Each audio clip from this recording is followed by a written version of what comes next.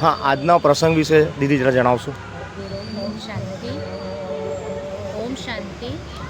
આજનો પ્રસંગ એવું છે કે મહાશિવરાત્રિની બહુ જ તમને આખા વિસ્તાર સુભાનપુરા સમતા વિસ્તારને બહુ જ બ્રહ્માકુમારી ઈશ્વરી વિશ્વવિદ્યાલયની તરફથી ખૂબ જ બધાઈ હો. આજે આપણે ભારત વર્ષમાં મહાશિવરાત્રિનો તહેવાર જે મનાવવામાં આવે છે, તો આપણે જે વિસ્તારમાં કેન્દ્ર ચાલે છે બ્રહ્માકુમારી સમતા વિસ્તારમાં આજે 20 વર્ષથી કેન્દ્ર ચાલે છે, એ વિસ્તારની તરફથી સેન્ટરની તરફથી જે સુભાનપુરા પટેલ સ્ક્વેરની સામે સરસ છે ગ્રાઉન્ડ છે, એમાં બહુ સુંદર ખૂબ જ 12 જ્યોતિર્લિંગમનું પ્રચાર કરવામાં આવ્યું છે. એન્ડ 12 જ્યોતિર્લિંગમનું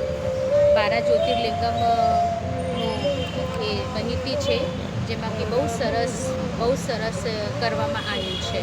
એન્ડ એનો વિષયમાં જણાવવામાં આવે છે કેમ કે ભારત વર્ષમાં બહુ બધી આજે યાત્રાઓ થાય છે, પણ આજે જેવી રીતે આજે આપણે બધા કોઈ છોકરા બાળક હોય પોતાની પિતાથી ભટકી જાય અને બહુ સમય પછી મળે તો કેટલું એને ખુશી થાય છે કે મારા પિતા મને મળી ગયા છે.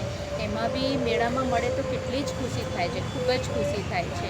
આવી રીતે પરમપિતા પરમાત્મા આ બ્રહ્માકુમારી ઈશ્વરી વિશ્વવિદ્યાલય દ્વારા 90મી શિવ જયંતિ 90મી શિવ જયંતિ મહાઉત્સવ જે મનાવી રહ્યા છે, તો એ પરમાત્માને આજે 90 યર્સ થઈ ગયા છે.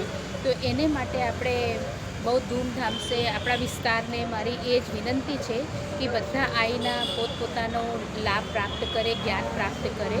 એન્ડ જેટલો ભગતજન છે જેટલા આવશે પોતાને જીવનને ઉજ્જવલ બનાવશે, કેમ કે એનાથી તો માનસિક રીતે શાંતિ મળે અને પછી પરિવારમાં બી ટ્યુનિંગ મળે, વિચારોમાં, વ્યવહારમાં.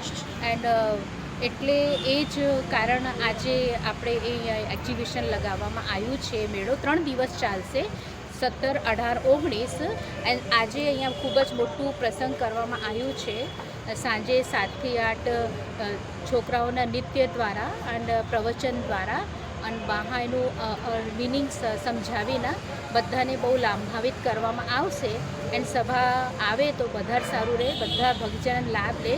એના પછી 3 દિવસ મહાશિવરાત્રિના પ્રોગ્રામ કરતાં 19 તારીખ બહુ સરસ શિવકથા અહીંયા સેલિબ્રેશન થશે, જેમાં કે 3 વાગ્યાથી લઈને સાંજે 6 વાગ્યા તક બહુ સરસ સુંદર શિવકથાના આયોજન પણ કરવામાં આવી છે.